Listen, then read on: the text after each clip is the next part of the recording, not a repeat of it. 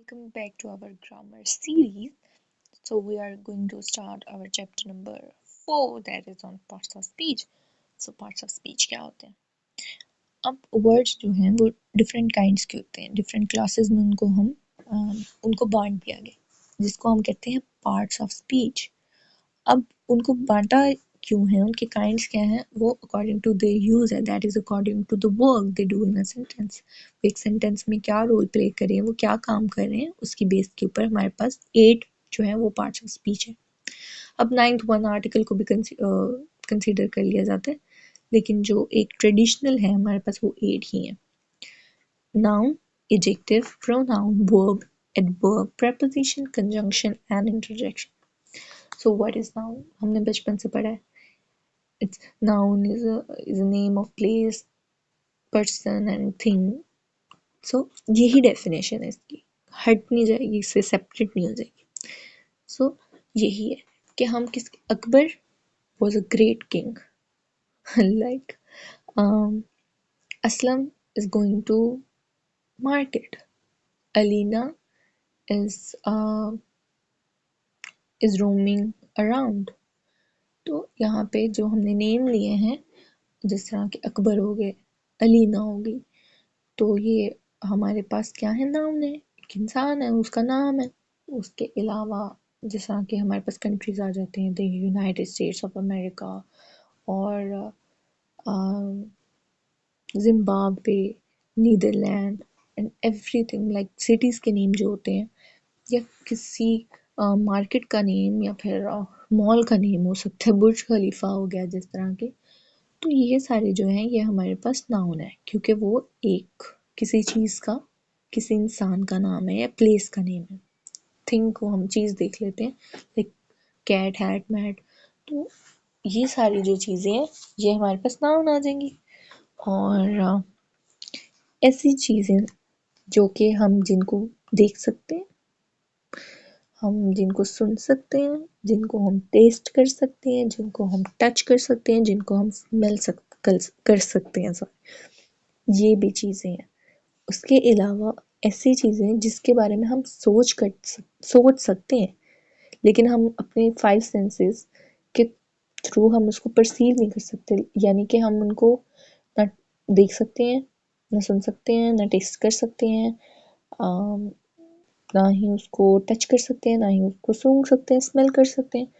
तो ऐसी चीज़ें जिनको हम सिर्फ सोचते हैं या महसूस करते हैं, वो भी नाउन है.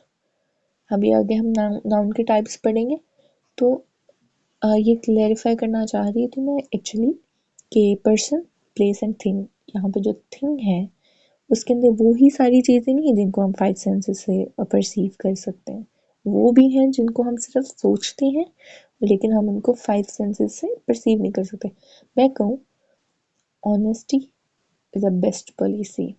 ऑनेस्टी जो है कोई देख सकता है नहीं, सुन सकता है नहीं, लेकिन फिर भी ऑनेस्टी को हम एज अ नाउन कंसिडर करेंगे. It's a thing, it's honesty. ठीक है. तो नेक्स्ट वन इज एडजेक्टिव. ऐसा वर्ड जो कि नाउन की मीनिंग में कुछ ऐड करे, यानी कि नाउन की जो मीनिंग है उसमें इजाफा करे, या फिर नाउन के बारे में कुछ बता रहा होता है, नाउन की अच्छाई या बुराई को जाहिर करे, कुछ भी नाउन के बारे में जो ऐड कर रहा है कुछ भी, उसको हम एडजेक्टिव कह देंगे. Like she is a brave girl, he is a he is a genius student. so genius जो है वो किसको जाहिर कर रहा है, स्टूडेंट की क्वालिटी को बता रहा है ना, उसमें एड अप कर रहा है कुछ उसकी पर्सनैलिटी के बारे में कि वो जीनियस है. और she is a brave girl, तो अब शी जो है वो भी नाउन है, लेकिन गर्ल भी नाउन है ऑब्वियसली. तो यानी कि अब उस गर्ल के बारे में इजाफा क्या कर रहा है, एडअप क्या कर रहा है कि वो ब्रेव है. तो ब्रेव और जीनियस जो होंगे वो यहाँ पे एडजेक्टिव का रोल प्ले कर रहे हैं. या फिर हम कह लें this is a beautiful building. Building के बारे में कुछ एडअप हो रहा है, तो वो क्या आ जाएगा, एडजेक्टिव हो जाएगा. और this is a red hat.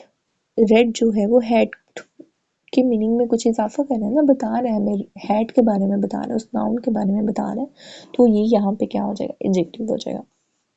उसके बाद आ जाते हैं हमारे पास pronoun. Pronoun is a word use instead of a noun, यानी कि हम नाउन यहाँ पे अब यूज नहीं कर रहे, नाउन की जगह हम जो कुछ और वर्ड्स यूज करते हैं उनको हम प्रोनाउन कहते हैं। और जिस तरह हमने देखा कि एडजेक्टिव क्या होते हैं, कि जो नाउन यूज कर रहे हैं लेकिन नाउन के साथ एडजेक्टिव यूज कर रहे हैं और उसके मीनिंग में ऐड अप कर रहे हैं, उसमें इजाफा कर रहे हैं। और दूसरी तरफ क्या है हमारे पास, प्रोनाउन, जो कि नाउन की जगह पे यूज हो रहे हैं। So it's a big difference. और प्रोनाउन जैसे आ जाते हैं हमारे पास, मेल के लिए हम ही यूज कर लेते हैं और फीमेल के लिए शी, हमारे पास प्लूरल है, ज्यादा लोग दे यूज कर लेते हैं। So we will discuss later like kinds of pronoun. So यहाँ पे हमें थोड़ा सा बस आइडिया लेंगे आज। So verb क्या होता है? Verb is a word used to express an action or a state. मतलब जो कोई काम जाहिर कर रहा होता है, बता रहा होता है कि क्या मूवमेंट हो रही है, क्या एक्शन हो रहा है, क्या कुछ हलचल क्या हो रही है एक्चुअली में। जिस तरह के he is running and she is jogging, running and jogging, इसलिए सिमिलर वर्ड ये कि ही और शी जो थे यहाँ पे, ये नाउन नाउन नहीं है यहाँ पे, ये प्रोनाउन है। उसके बारे में हमें वो एक्शन क्या कर रहे हैं ही और शी, वो जॉगिंग कर रहे हैं, वो रनिंग कर रही हैं, तो ये काम एक्शन है, कुछ मूवमेंट हो रही है, हलचल हो रही है कुछ, तो इसको हम कहेंगे वर्ब। ठीक है। उसके अलावा स्टेट, स्टेट तो हो सकती है ना, लाइक ही इज थिंकिंग, एक स्टेट है, एक ऐसी हालत है जिसमें वो है इस टाइम की, कौन क्या हालत है उसकी इस टाइम की, तो कि वो सोच रहा है, जो कि जेंजीज एक्सपर्ट है ओवर थिंकिंग में। सो this is a state, it's like a state of mind. हो सकता है कि कार इज मूविंग, तो मूव करिए, वो तो हमें पता लगे। अब यहाँ पे हम कह दें कि द गर्ल इज स्टैंडिंग, तो स्टैंडिंग भी एक स्टेट ऑफ, मतलब उसकी स्टेट बता रही है ना कि वो उसकी कंडीशन क्या है, वो क्या कर रही है, वो खड़ी हुई है। अब हलचल जरूरी नहीं है। So this is what I want to differentiate, कि कोई एक्शन या ऐसी कोई सूरत हाल जिसमें वो सब्जेक्ट हमारा है, उसको हम कहते हैं वर्ब। ठीक है। उसके बाद हमारे पास आ जाते हैं एडवर्ब। एडवर्ब हमारे पास होते हैं वो वर्ड्स जो कि एडअप करते हैं वर्ब के मीनिंग में। जिस तरह हमने देखे एडजेक्टिव करते हैं नाउन के मीनिंग में एडअप करते हैं, नाउन के बारे में बता रहे होते हैं, इसी तरह एडवर्ब के बारे में जो बता रहे होते हैं उसको हम, सॉरी, वर्ब के बारे में जो बता रहे थे उसको हम एडवर्ब करते हैं। ये हमने पढ़ी थी बेसिक डेफिनेशन। लेकिन एडवर्ब का काम सिर्फ ये नहीं है कि वो वर्ब के मीनिंग में एडअप करें, नहीं, वो वर्ब के मीनिंग में भी एडअप कर रहे हैं, कुछ हमें बता रहे हैं, एडजेक्टिव के मीनिंग में भी इजाफा कर रहे हैं, और किसी एडवर्ब को भी वो क्वालिफाई कर सकते हैं, यानी उसके बारे में भी कुछ बता रहा हो सकता है। सो वर्ब के थोड़े ज़्यादा काम है। जिस तरह के हम देख सकते हैं, he worked this sum quickly. अब यहाँ पे हम कहेंगे कि सम के साथ क्विकली आया, तो शायद तो उसने शायद वो जो कैलकुलेशन या जो सम है, उसने जो प्लस माइनस वाला प्लस जो है यानी सम जो उसने किया वो बहुत तेजी से कर लिया, नहीं, उसने काम तेजी से किया। उसने वो काम क्या था, वो सम करना था, ठीक है, लेकिन यहाँ पे उसने, जी, उसने वर्क जो है उसको क्वालिफाई किया है, उसमें एडप्ट किया है कि वर्क क्या कर रहे हैं, क्विकली कर रहे हैं। ठीक है, कैसे वर्क करें, क्विकली। और this flower is very beautiful. अब यहाँ पे वो फ्लावर को की में क्या एडप्ट कर रहा है कि ब्यूटीफुल है वो चीज़। ठीक है, उसके बारे में हमें बता रहा है, एक्स्ट्रा एक इंफॉर्मेशन आ रही है, डिटेल आ रही है। और उस ब्यूटीफुल के साथ जो वेरी है ना, ये एडवर्ब है, क्योंकि वो एडजेक्टिव को क्वालिफाई कर रहा है, उस एडजेक्टिव के बारे में हमें कुछ और मजीद चीज़ बता रहा है कि ये चीज़ सिर्फ खूबसूरत नहीं है, खूबसूरत है तो एडजेक्टिव है, लेकिन वो बहुत खूबसूरत है, जो बहुत आ जाएगा ये एडजेक्टिव को क्वालिफाई करे, एडजेक्टिव के बारे में कुछ बता रहे तो एडवर्ब आ जाएगा हमारे पास। इसके अलावा he pronounces the word quite correctly. ठीक है, यहाँ इस सेंटेंस के बजाय अगर हम पहले वाले सेंटेंस देखें, he worked the sum quickly की बजाय अगर हम कर ले he worked the sum very quickly, तो क्विकली जो था वो था एडवर्ब ही। अब इस क्विकली को जो के बारे में जो हमने साथ जो वेरी ऐड किया है उसके बारे में हमने कुछ एक एक्स्ट्रा इन्फॉर्मेशन दी है या फिर उसके मीनिंग में जो इजाफा किया है क्विकली एक एडवर्ब के, तो ये भी क्या हुआ, ये भी एडवर्ब ही है। तो हमने ऐसे एग्जांपल्स देखी जिसमें एडवर्ब जो है ऐसा वर्ड है जो कि किसी वर्ब, किसी एडजेक्टिव, किसी एडवर्ब की मीनिंग में कुछ ऐड कर रहा है, इजाफा कर रहा है, वो अच्छा हो या बुरा हो, तो उसको हम एडवर्ब कह देंगे। उसके बाद हमारे पास प्रेपोजिशन आ जाती है। Preposition use is a word used with a noun और प्रोनाउन। ये चीज भूल जाते हैं स्टूडेंट्स कि प्रेपोजिशन जो है वो सिर्फ नाउन या प्रोनाउन के साथ लगना है और कहीं नहीं लगना, ऑन इन वगैरह जो है। अब इसका काम क्या है, ये शो क्या करता है कि एक पर्सन या एक चीज जो है वो दूसरे नाउन या प्रोनाउन के साथ उसका क्या रिलेशन है या क्या कनेक्शन। लाइक अभी हम देखते हैं इसमें एग्जांपल, थोड़ा सी आपकी कंफ्यूजन दूर हो। आप सेंटेंस लिखें, there is a cow in the garden. यहाँ पे काउ क्या है, नाउन है, गार्डन क्या है, नाउन है। अब उसके दरमियान में हमने इन लगाया है। इन क्या है, प्रेपोजिशन है। इन, ऑन, एट, अराउंड, अंडर, ये सारे जो है वो प्रेपोजिशन है। अब ये एक नाउन का दूसरे नाउन के साथ क्या रिलेशन है वो बता रहा है। काउ क्या कर रही है, गार्डन में है, इन द गार्डन। अब यहाँ पे आउटसाइड द गार्डन, ठीक है, हो सकता था ना, हो सकता था जिस तरह के वो book is lying on the table. Book और टेबल के दरमियान में क्या रिलेशन है कि बुक उसके ऊपर पड़ी हुई है। Book is beside the table, book table के साथ पड़ी है। तो दो नाउन के दरमियान का, ये नाउन और प्रोनाउन के दरमियान का जो रिलेशनशिप है वो हमें पता लगता है किससे, प्रेपोजिशन से। ठीक है, उसके बाद हमारे पास आ जाते हैं कंजंक्शन। कंजंक्शन ऐसे वर्ड्स होते हैं जो कि वर्ड्स को, ये सेंटेंसेस को आपस में जोड़ते हैं, उनको सेंटेंसेस कहते हैं। जिस जिस तरह की two and two make four, and जो है टू एंड टू दो वर्ड्स को मिला रहा है, तो इसको हम कहेंगे कंजंक्शन। इसके अलावा हम एग्जाम्पल देख लेते हैं कि he is an intelligent student and he is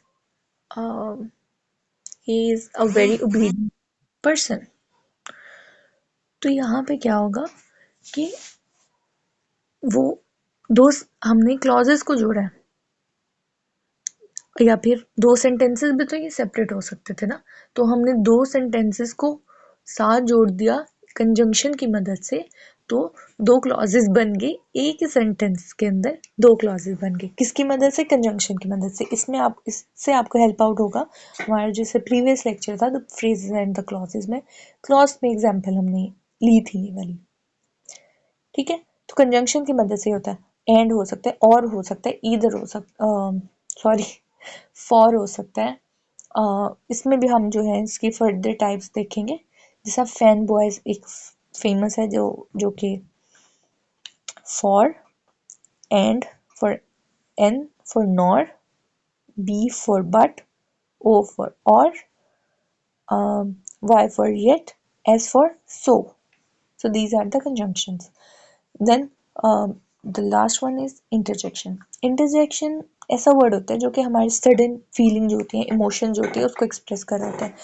वो खुशी का हो सकता है, गम का हो सकता है, कुछ भी हो सकता है, जैसा हुर्रा, जैसा ओ, लाइक हम ओ, या फिर yippee. So these are certain emotions.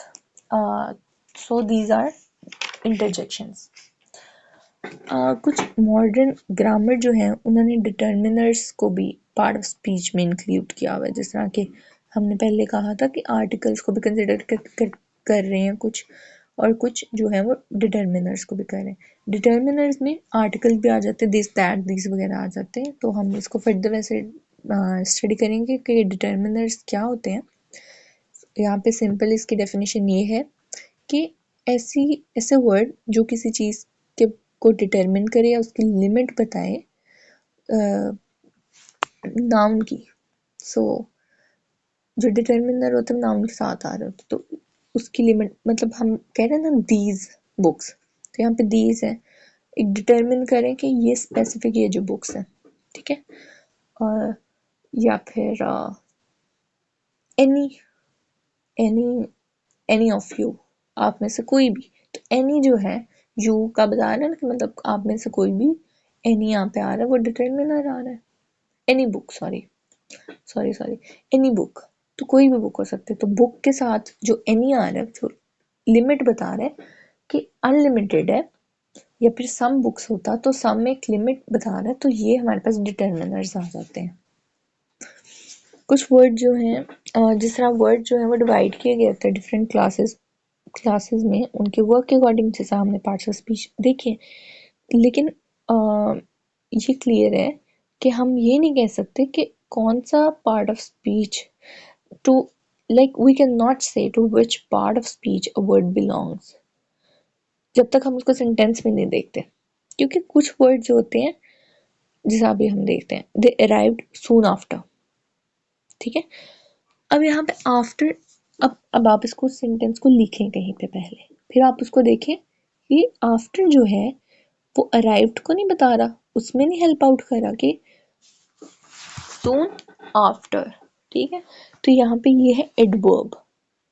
लेकिन उसके बाद अगर हम देखें सेक्शन सेंटेंस, दे अराइव्ड आफ्टर अस, हमारे बाद है ये, ठीक है। तो ये दे के बारे में, और सॉरी उसके दे के बारे में, रस के बारे में बता रहे कि ये कब पहुंची है, दे ये लोग कब पहुंचे, हमारे बाद में पहुंचे ना, तो आपस में रिलेशन बता रहे कि हमारे आगे पीछे पहुंचे हम आपस में। उसके बाद they arrived after we had left, they arrived एक क्लॉज है, ठीक है, एक प्रॉपर हमारे पास सेंस आ रही है। उसके बाद आ जाता है वी हैड लेफ्ट एक प्रॉपर सेंस दे रहा है, कंप्लीट सेंस दे रहा है, क्लॉज है ये। इन दोनों को आपस में जोड़ के आ रहा है आफ्टर। सो यहाँ पे ये क्या है, कंजंक्शन है। So again, I would suggest you should solve the exercise from the Renan Martin. That is amazing. अगर आप उसके ऊपर मेहनत करेंगे, अपनी प्रैक्टिस करेंगे, उसके अलावा आप गूगल वगैरह से कहीं से भी इसकी प्रैक्टिस कर सकते हैं, एग्जाम्पल देख सकते हैं, ताकि आप लोगों को अंदाज़ा हो जाए कि आप लोगों को कितनी चीज़ें समझ लग गई हैं और आप कितना उसको अपनी जो राइटिंग है उसमें यूज़ कर सकते हैं।